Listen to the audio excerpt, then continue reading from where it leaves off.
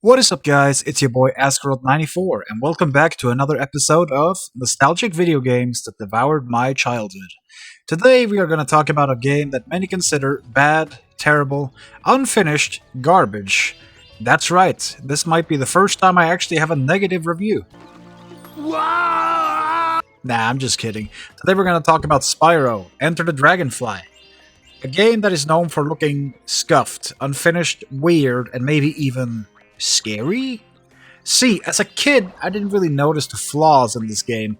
I was simply enjoying walking around in this weird, magical land, collecting all the gems and the dragonflies and burning sheep to a pile of charcoal. I killed a lot of sheep back in the day. The characters at best looked goofy to me, and the mini-games were a nice change of pace that I struggled with intensely, by the way. Now, I've looked at other reviews of this game before making my own, and they all love to talk shit about how it looks and feels and plays and sounds, and honestly I feel like it's kinda harsh. I don't really see that problem, but I think that's because I'm seeing it through the lens of nostalgia. But even though that's the case, I want to give my shake on what I think about this game and how it overall performs. Now, I'll explain what I mean. What is a good Spyro game, first of all? Because people keep calling it bad, but I want to just emphasize what a good Spyro game is, to me personally. To me, it is the world we explore, the characters we meet, and the things we collect.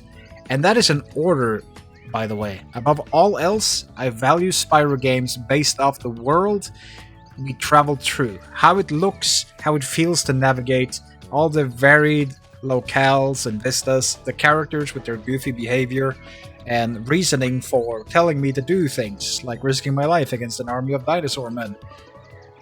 I also value Spyro, of course, like he has always been this character that does a couple of quick jokes here and there, but at the end of the day, he'll save the day. And what we collect in the games are also important, like, why do we collect the things we collect? The gems? I mean, they get stolen every game. I feel like at this point the dragons should have some sort of two-factor authentication or something, just something to keep the gems safe, because I'm so sick and tired of collecting these gems, only for them to be stolen again in the next game. And also in this game we collect dragonflies, and I'll talk more about them later. Now, is it interesting to explore the world? I would say so. This game has a lot of interesting vistas to it, though compared to the first trilogy, there's a lot less worlds, I would say. A lot of them can feel a bit barren at times, but I still think it's varied enough to justify it. You know, there's still variation. No two worlds feels the same, but I will say that all of the worlds are essentially a big loop. Like when you get to the end of the level, you unlock some sort of shortcut that allows you to go from one end of the level to the other. And I think that's useful when you are considering, you know, collecting every gem. It can be a bit hard to find them sometimes, because since it's on a PS2, the gems tend to spawn in when you get close enough to them. So having the ability to just go quickly from point A to point B really helps with the discoverability of the gems. They are probably the hardest thing to find in the game. The dragonflies are a bit more, you know, focused, because they're the big thing that you need to complete the game. But I believe you need all of the gems and the dragonflies to unlock the final boss. Now, when it comes to Enter the Dragonfly, are all these points checked? Is it fun to explore? Are the characters rich and varied? And is the collection fun? I feel like it's hard to make collection fun, and this game still makes it fun, because you have, I believe, 9, maybe 10 levels that you can explore, but you don't have access to all of the levels at once.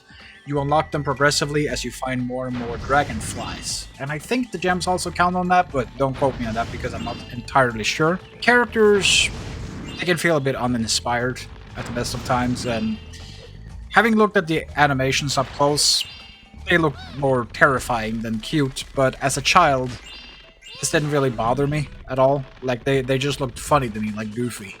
Like just some cartoony 3D monster that I needed to help. Like, I think my favorite one was the gator with the cowboy boots and the straw hat. He was always my favorite. And the farmer from the second level scares the shit out of me. And that has never changed. I just feel like he's gonna drag me into the woods somewhere and do terrible things to my body. But that's besides the point. The plot is okay. I mean, they bring back Ripto, which got destroyed in the previous game where he was the final antagonist. He got dropped into lava and then you never see him again, so I assumed he was dead. He got the Anakin treatment apparently and came back as Darth Vader.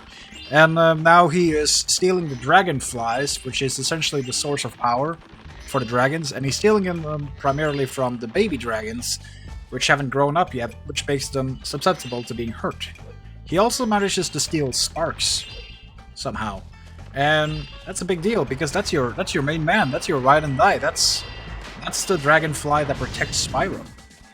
So when he was taken away, I thought that this game was going to be very intense in the beginning, like Spyro was going to crawl through the trenches with a Bowie knife in his mouth, and he was going to have to assassinate all these Riptocs to get his good friend back. But no, you essentially just turn around, walk into a big castle, and you find Sparks immediately. It's even in the same cutscene, so I don't know why they bothered taking him away if they're not going to make anything out of it, but I think that comes to the biggest point of this game and why it gets so much hate, and why I feel all this hate is also a bit too much. The game was rushed. At the end of the day, that's what happened. The game was rushed. It had a good trilogy, and then this one was rushed by Universal Studios. And I honestly think that is where all the shortcomings come from. That's why there's not a lot of levels, that's why the characters look terrifying, like they're in the middle of being edited to look good. And it's why there are so many potential glitches in the game, like the world is disappearing and you fall into the map and stuff. But I still think the game that is presented to us is a decent enough game for a PS2.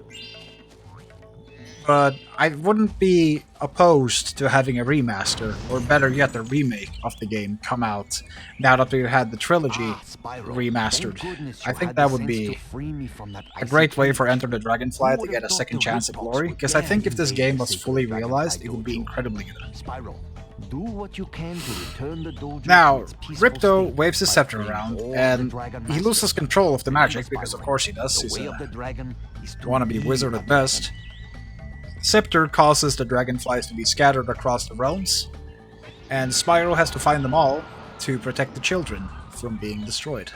Now, Ripto doesn't really manage to capture a whole lot of them. It's more like he has goons around the dragonflies,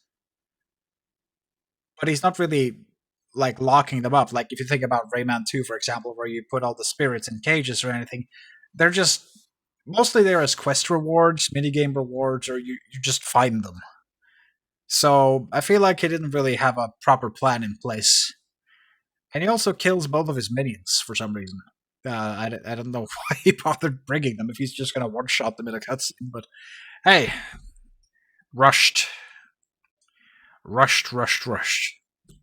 But what we do have in this game, though, is varied locations that I feel have enough heart and soul put into them to be a pretty memorable game for any kid that picks up this game. Now, this game is very special to me, as is why I'm defending it, because it means a lot to me. Even if it is scuffed, it's still beautiful to me.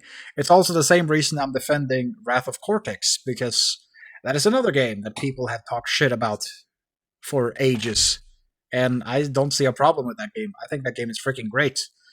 I think people complain in that game specifically about that there's too many vehicle levels, too many gimmicks. And I think that's an amazing detail to have in a game when you're playing it as a child. If you're being an adult and you're looking at it critically, you might see something else about it. To me, when I look at Crash, the original Crash Bandicoot, I just felt like a lot of the levels just boiled down to the same thing over and over again. Even though it had variation to it, I still didn't like the camera angles, especially in the temple areas where you had to rely on your shadow to not fall to your death, and sometimes that doesn't matter because you're going to fall to your death anyway. But that's just my take on it. I didn't grow up with the first Crash Bandicoot, so I don't really have that nostalgic lens for that one. Yeah, this game has a lot of varied locales. The first level you get to is like a dojo filled with ninja riptocs. Then you get like a farmland area that's being invaded by aliens that kidnap the cows and turn them into humanoid cows or something. It's hard to explain. You have a swamp made of honey, which makes sense because honey and swampy terrain is kind of similar in how sticky it is and how easy it is to get lost in it. But I think the sounds of the bees buzzing will drive me insane if I have to spend more than 10 minutes in there. You have a resort being taken over by tiki ornaments, and you also have the land of thieves, inhabited by the thieves that used to steal dragon eggs from you in A Hero's Tale and probably some of the other games as well. I don't remember that on the top of my head, but I remember them being a thing in A Hero's Tale. I think it's kind of nice to give the thieves like an actual area.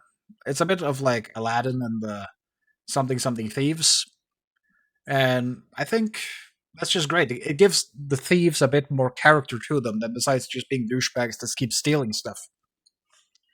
I think my favorite level though is the dreamscape area where you're like you go to heaven essentially, and you have to like restore this hourglass that is allowing the bears up there to sleep. And I just like the way the place looks. Besides the Riptocs that look absolutely nightmare fuel, especially the angels, because they just it just feels like they're cross dressing to me, and it it throws me off. I really like the big green guards though; they're freaking cool, even though they're trying to kill you with a pillow. But hey,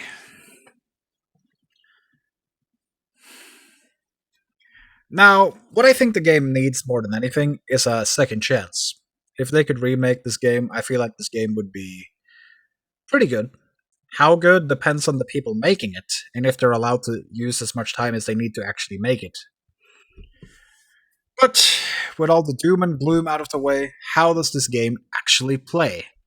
Well, you got the standard gameplay from all the other games. You can glide, headbutt, and slam enemies and objects, as well as your classic fire breath, but this game takes a spin on it and gives you more elemental abilities, like ice breath, thunder breath, and even bubble breath, which is primarily used to catch dragonflies and send them back to the dragon realm for safekeeping.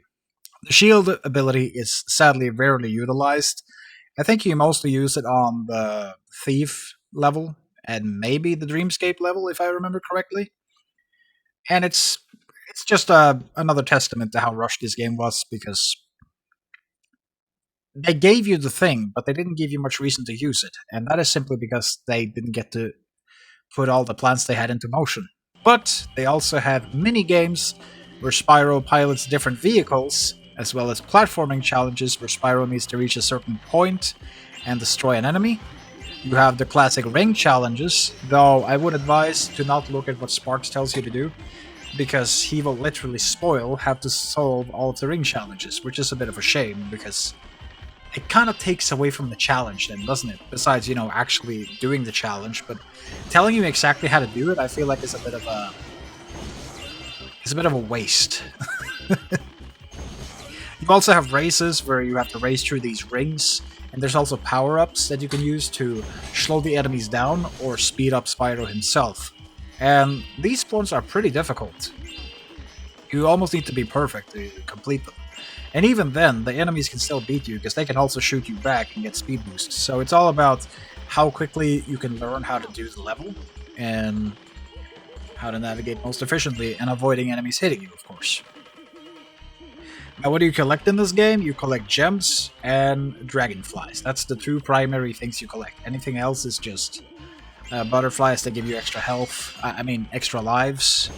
And you also have some rare challenges where you can use these, like, crystal gateways, I think they're called, which gives Spyro some unique abilities like being able to dash super fast or fly for an extended period of time, or even shoot fiery projectiles that work more like rockets than just a breath.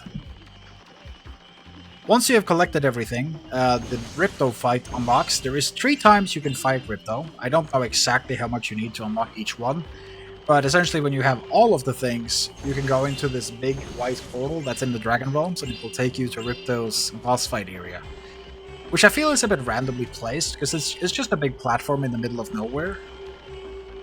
So I don't really understand why we're there, but maybe he just got called there when we went in. It's hard for me to say.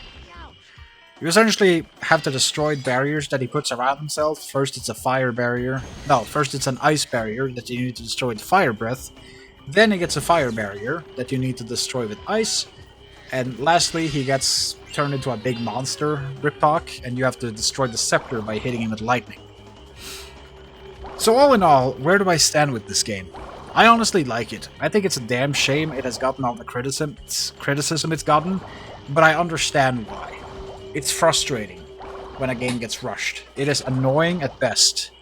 And I can only imagine how frustrating it must be for the guys who actually worked on the game. They had a vision, but they weren't able to execute it, and it's all because of the ones sitting above them not valuing the game, but only the money they can make out of the game.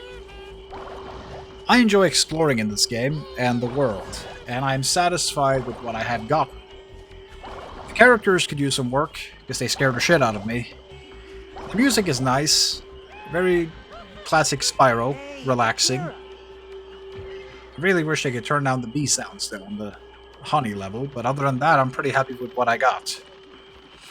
I also hope this game gets a chance to shine again with a remake, because I think it desperately needs it.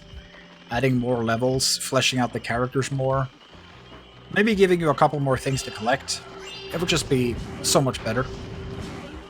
As always, guys, thank you so much for watching this video. I hope you enjoyed it.